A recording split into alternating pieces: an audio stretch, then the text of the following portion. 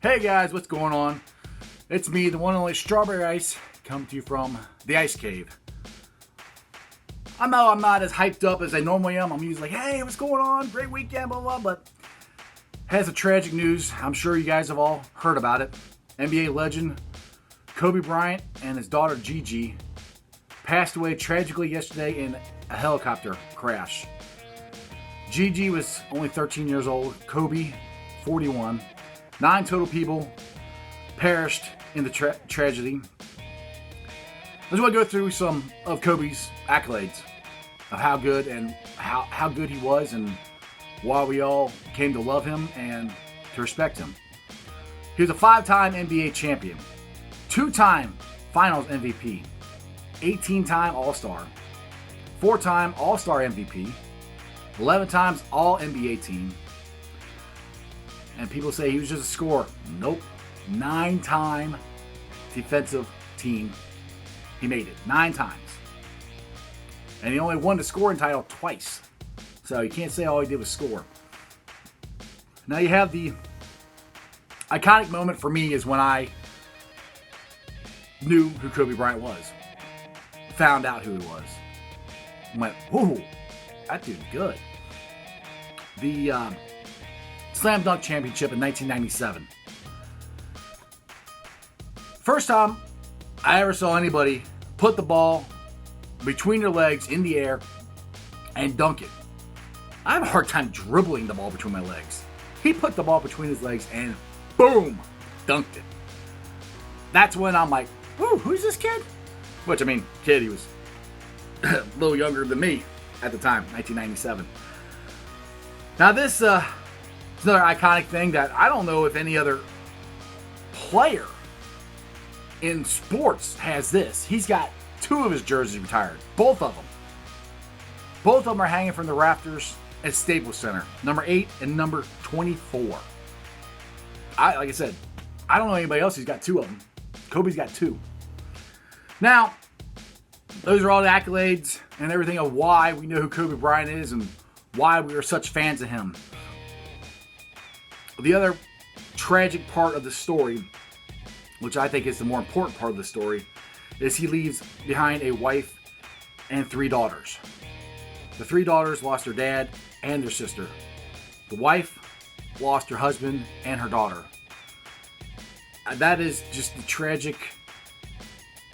the more tragic part about this. Forget about the NBA, forget about all the stuff, forget that he was going to go in the Hall of Fame this year, which he's still going to go, he just unfortunately not going to be there. Forget all that stuff. The worst part is you got a family that lost their dad and lost their sister. It's terrible. I mean, please pray for the Bryant family. His parents, I think they're both still alive. They lost their son.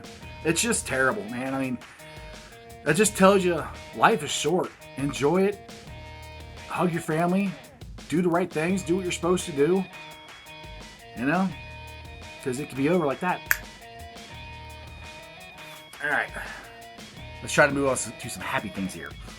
And I am very happy about this. I mentioned this last week on my show that I think the Reds should sign Nick Castellanos. Well, guess what? Apparently they did, according to MLB.com's Mark Sheldon. The Reds have signed him to a 4-year deal. I don't know any of the numbers. That's all I got. It's a 4-year deal. I don't care. I don't care if it's a 1-year deal. I'm glad they signed him. One of the biggest reasons I wanted the Reds to sign him is the way he hit down the stretch for the Cubs. In 51 games? Yeah, in 51 games for the Cubs. His OPS was 1.002 with 16 homers. He was really carrying the Cubs. And that team had won a World Series before, and for some reason last year and the year before they couldn't hit. Castellanos was the only one hitting for them. Now this, for the Reds, breaks up our left-handed lineup. Everybody's got their projected lineup because it's fun. It's the offseason, you know. Bell's the coach. We'll see what he does. I'm sure he's going to switch it around, but this is mine. I would go with Shogo Akiyama leading off in left or center. Then you got Nick Senzel hitting 2 in left or center because you can play either one in either position. And you got Gino, the man, who hit 50 homers last year. Eugenio Suarez, bat number 3. Moose! Now we got to do that at GAP this year when he comes to bat. Moose! Mike Moustakas hitting 4th. That brings me to Nick Castellanos playing right field. Joey Votto, I knocked him all the way down to 6th. I don't know if he's ever hit down that low before, but that would take the pressure off of him, I think, because he's got all these other guys in front of him. Freddie Galvis is your shortstop. Tucker Barnhart is catcher. Now, as I was doing the show prep and this story broke from Mark Sheldon, I started writing all the information and stuff down. Then Mark Sheldon tweeted out something else, that the Reds still might be interested in trading Nick Senzel. I have no idea why. The only piece I would trade him for is Lindor. I mean, just think about that. If there's any possibility the Reds can get Lindor, oh, wow. I mean, I think our lineup's good now. We add Lindor. I might be thinking World Series, man. You never know. We'll see. But I think we got a really good shot at the wild card and definitely a shot at the NL Central. Because the NL Central, the Cubs haven't added anybody.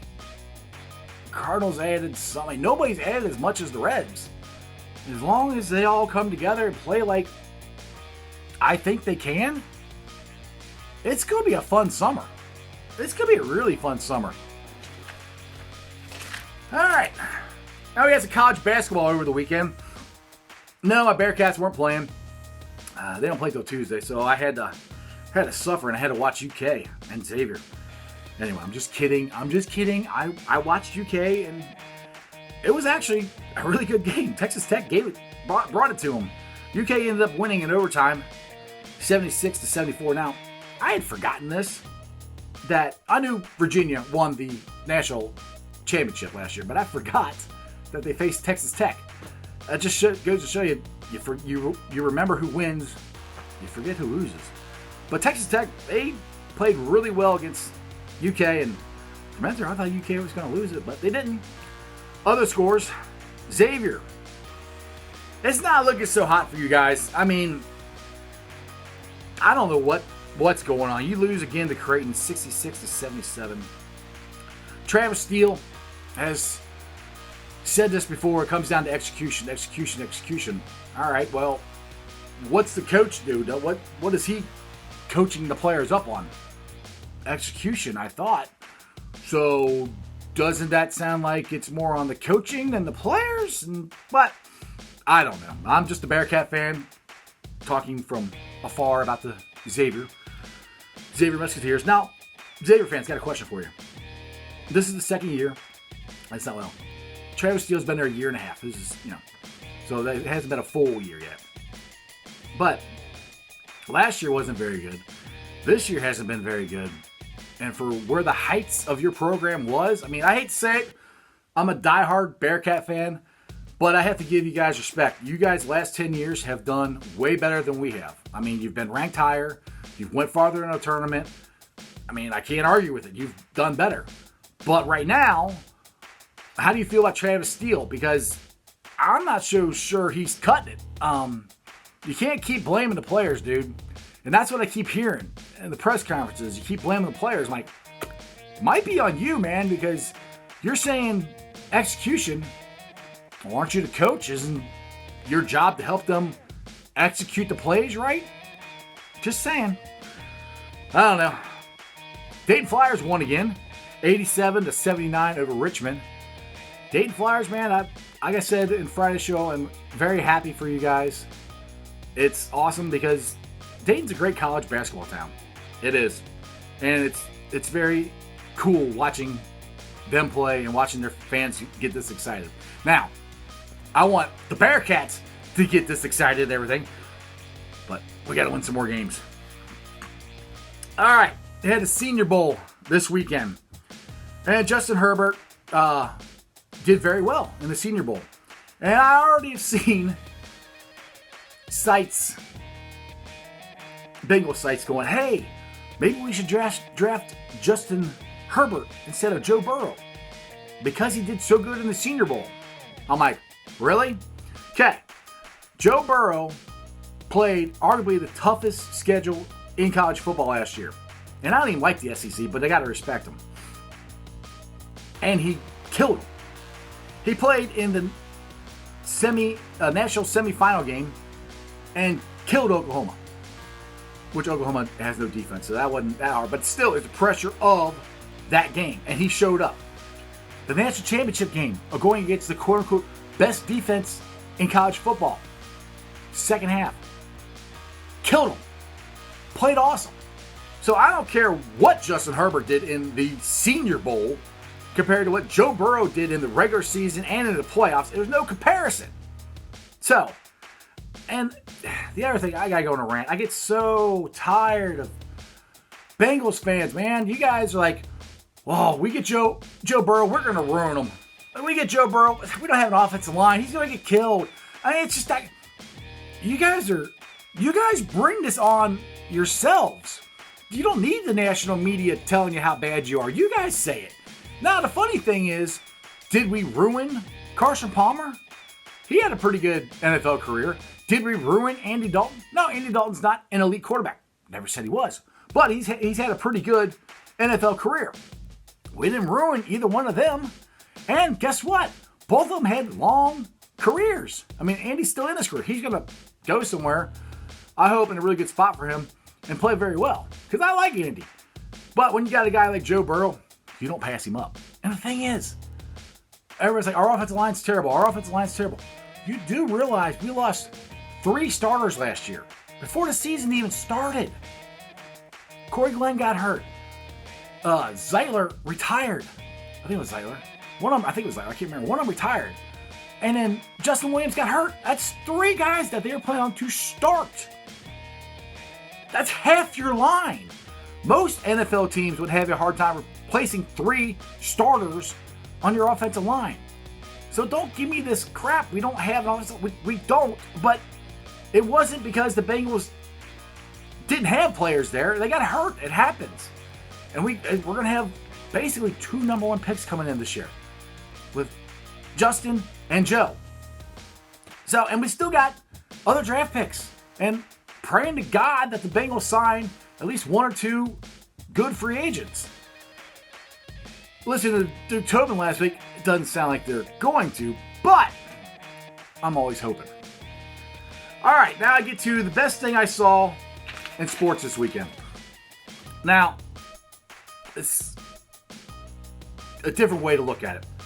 I'm going to bring it up to the Kobe Bryant's passing. And no, by no means do I mean the best thing I saw was Kobe Bryant pass away. That is not at all what I am saying. Listen to me. The best thing I saw was the sports community coming together and remembering Kobe Bryant. I'm on Facebook a lot. You have all these different Facebook groups for sports. Like you got the Bengals, you got the Blue Jackets, you got the Reds, Dayton Flyers. I mean, you name it, everybody's got their own fan base and got their own Facebook group.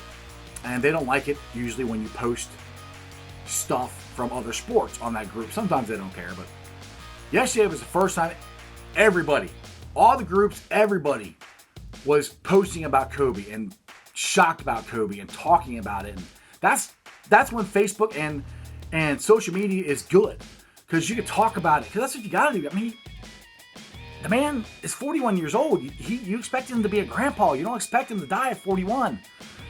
NBA legends don't die that early. I mean, most of them are still around. So having that community to be able to talk to everybody was great.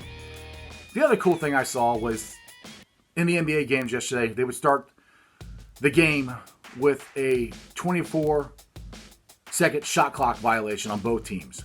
Now that actually got me. That teared me up. That one got me right there. So just the respect for Kobe and just the mere shock of it happening and just how everybody came together was great. So that was the best thing I saw in sports this weekend. What was yours? Tweet it to me. Message me on Facebook. Share it down below on the YouTube channel. Anyway, that's it for today's show. Make sure you guys follow me on Facebook, Twitter, check out the YouTube channel. The podcast is on Spotify, Breakers, and now I'm on Google. So check them all out. And that's just sports, baby. Take it easy, guys. I'll see ya.